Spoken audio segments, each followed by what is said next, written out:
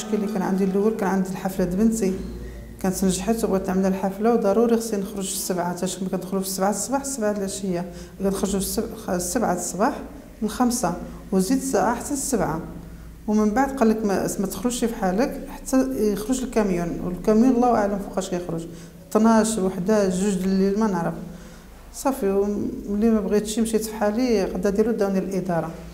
ملي قلت لهم انا علاش ديتوني الاداره، انا زدت الشغل ديالي خرجته كامل، ساليت الشغل ديالي كامل.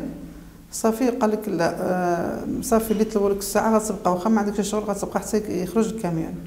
صافي ملي قلت له انا هادشي ما بزاف عليا، جا وقف المسؤول عليا بقى كيخاصم وكيدابز كيزبل فيا وكيقول كلام خايب. صافي جيت انا تعصبت، بقيت كنترعد، خرجت في حالي. صافي مشيت في حالي. انا صحاب لي زعما غيقولوا لي جلس ولا غيكسروني يقولوا لي جلس معنا ولا ما تمشيش وداك الشيء. ما صافي قال لك صافي بغيتي تمشي في حالك مشي في حالك وجيب الاستقاله. ملي مشيت يخلصوني ما بغاوش يخلصوني.